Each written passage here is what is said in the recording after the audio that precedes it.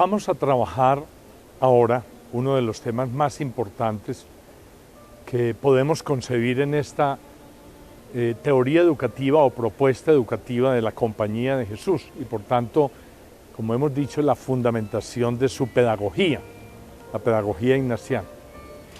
Es el humanismo ignaciano que complementa el tema de la formación integral o, como Ignacio la llamó, la formación en virtud y letras.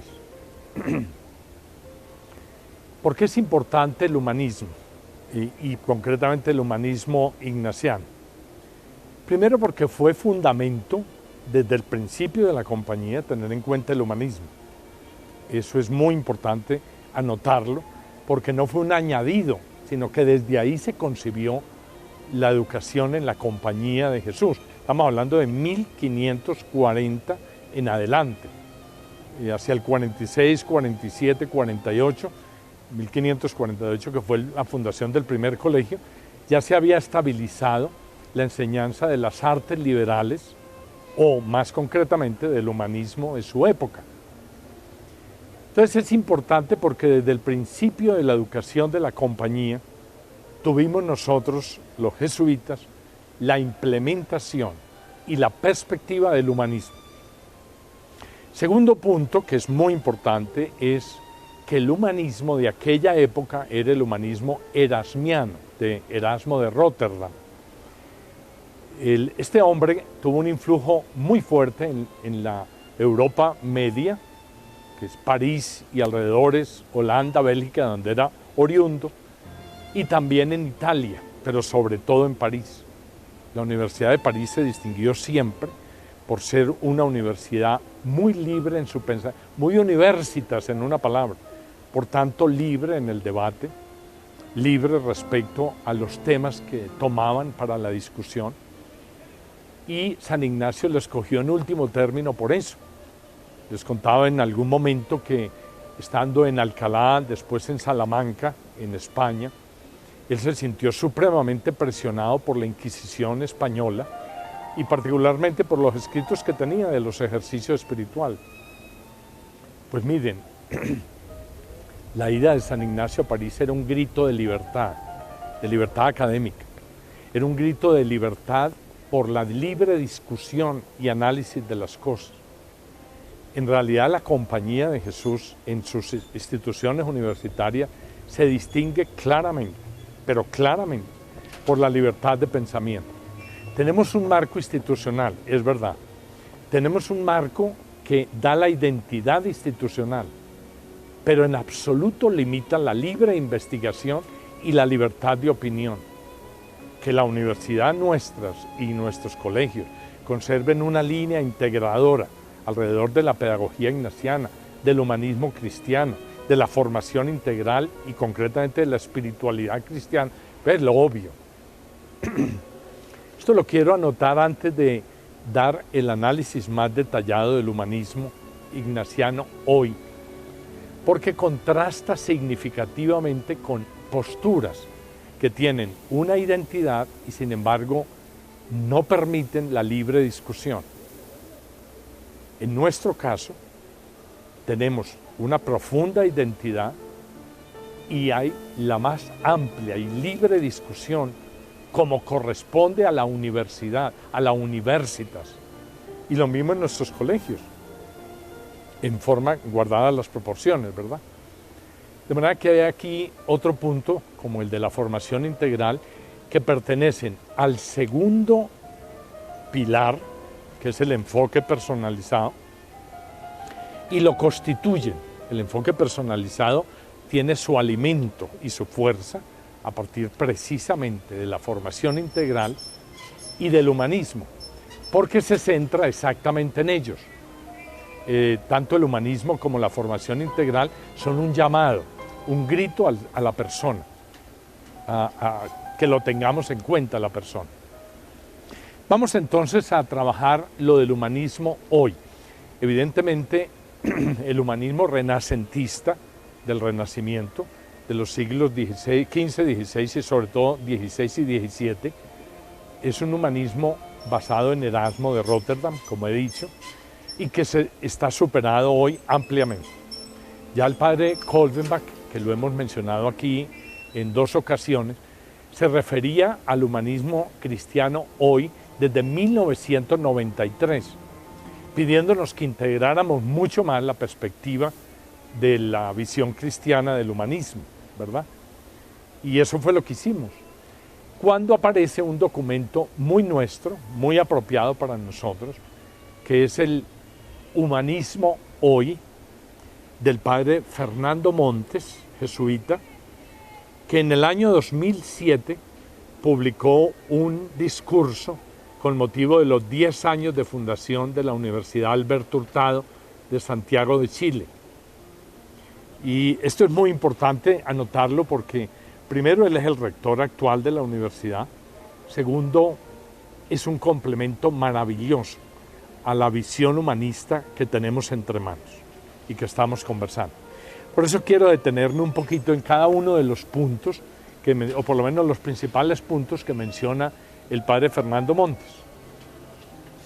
El primero es que las bases del nuevo humanismo del siglo XXI suponen introducir correcciones de fondo, dice él, a la mirada renacentista que ha predominado y dominado entre nosotros. Es verdad, durante 3-4 siglos la visión humanista se mantuvo como el Renacimiento, cuyos algunos detalles de los cuales vamos a verlo enseguida. Primero, el humanismo antiguo, dice el padre Montes, echaba sus raíces en la antigüedad clásica. Por eso era el Renacimiento, que volvía a la antigüedad clásica. Y se fundaba en una visión universalista, muy valiosa por otra parte. Se trata hoy en día, dice el padre Montes, de echar una mirada realista a nuestra historia y desde ella, más que volverse al pasado, proyectar un futuro mejor.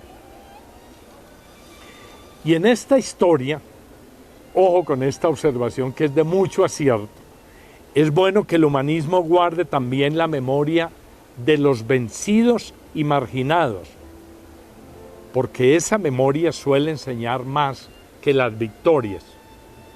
Aquí les quiero anotar de modo especial que esto no era lo que pensaba el humanismo renacentista. Las historias que nosotros hemos estudiado en todos nuestros países y la historia del mundo es la historia de los héroes, de los vencedores, de los que fueron proclamados. Y el pueblo, los vencidos, los que fueron superados, de ellos no se habla prácticamente nada. De manera que ahí hay un punto de muchísima importancia para nuestras observaciones. El humanismo, por otra parte, debe ayudarnos a asumir una globalización sin borrar las particularidades que nos dan identidad. Este segundo punto es de mucha importancia porque significa que no podemos perder el arraigo en nuestra realidad histórica, pero sin embargo afirmar nuestra identidad en el arraigo de nuestra identidad personal, regional, del país, en una palabra. El segundo gran punto que quisiéramos anotar ahora es el nuevo humanismo debe ser esencialmente social. Esto significa que no nos podemos encerrar en un individualismo que nos desarticula. Por eso la solidaridad, la comunión, la comunidad, la nación son nociones esenciales para la competencia, para ser competentes hoy. Antes no se pensaba así. Aquí hay otro salto cualitativo respecto a la visión humanista. O sea, el humanismo tiene que ver con una dimensión sociopolítica y formar competencias sociales como ciudadanas para nuestros alumnos, bien sea en el bachillerato y la primaria como en la universidad. Ligada a esta dimensión social, añade el padre Fernando Montes, está evidentemente la preocupación por la justicia. Está íntimamente ligada, como lo estamos viviendo en nuestros países latinoamericanos. Y ha de tener el humanismo nuevo que se sitúe mucho más a fondo en la voluntad de diálogo. Miren, esto se habla con mucha facilidad. y la gente dice tenemos que dialogar sobre ese punto, tenemos que llegar a acuerdos fundamentales sobre estos puntos en que divergimos, etcétera, etcétera. Para que eso sea realidad falta mucho en todos los países de América Latina. Unos han progresado más que otros, pero el humanismo renacentista estaba enseñado que el diálogo lo hacían los de la alta, llamémosla jerarquía, y los demás tenían que soportar sencillamente la situación que se decidía por mano de unos pocos. Hoy se busca una democracia más participativa en todos nuestros países. Otro punto alrededor del nuevo humanismo es el cambio más radical de un humanismo elitista frente a un humanismo elitista centrado en el príncipe, que era el Renacimiento, es volver a poner en el centro de nuestro pensamiento y de nuestro corazón al pobre y a todos los que de algún modo están marginados. Miren, aquí el cambio de énfasis es no de grises, sino de blanco a negro o de negro a blanco. Es un cambio total desde la perspectiva que estamos hablando. Y el cambio se manifiesta en esto. Antes el énfasis estaba en el príncipe y todos los áulicos, los que constituían la corte, bien sea de los reyes, bien sea de los príncipes, bien sea de los duques. Aquí el cambio está en esta situación. No, el verdadero bien común parte desde el pobre, desde el desarraigado, de las mayorías populares. El nuevo humanismo, bien afirma el padre Fernando Montes, hace allí un cambio muy radical. Qué bueno poderlo enfatizar. Que comprenda el rol del pobre en la organización social. Esto da una dimensión más profunda al bien común, que lo acabamos de anotar.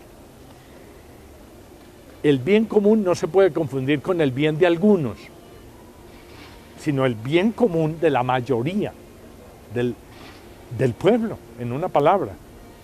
El verdadero bien común, dice el padre Montes, se define desde abajo. Otro punto que amerita una reflexión muy profunda es la siguiente.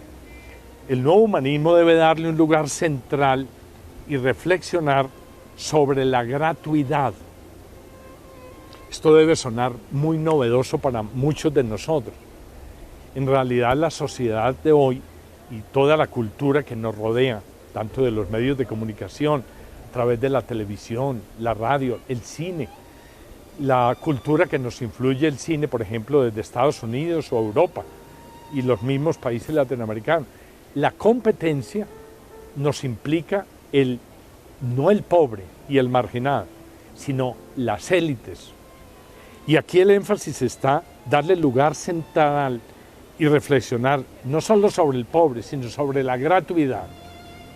No es cuánto vale, por ejemplo, mi intervención como académico, como profesor, sino cuánto influye en el bien común y en las mayorías populares. Dos puntos más para concluir esta temática y poderla profundizar desde el punto de vista del perfil del ideal del alumno nuestro. El nuevo humanismo supone repensar el concepto de libertad que heredamos del Renacimiento, que hace el Renacimiento del hombre un ser autárquico y solitario. Queremos formar, por el contrario, un hombre y una mujer que sean libres, lúcidos ante las múltiples dictaduras de las modas, presiones sociales, los prejuicios y las ideas de turno. Y aquí, fíjense ustedes que también estamos dando un salto cualitativo. Ya es otro tipo de humanismo. Aquí nos estamos alejando radicalmente del humanismo del siglo XVI y estamos ubicados en un humanismo propio del siglo XXI. Y para concluir, dice el padre Fernando Montes, después de algunas otras observaciones, que no podemos esquivar la más acuciante de todas las preguntas que debe formularse todo aquel que se plantea ante la esencia de lo humano. que es la pregunta nada menos que al final del camino quedará solo el polvo, las cenizas y el efímero recuerdo. ¿Marchamos a la nada o estamos invitados al misterio?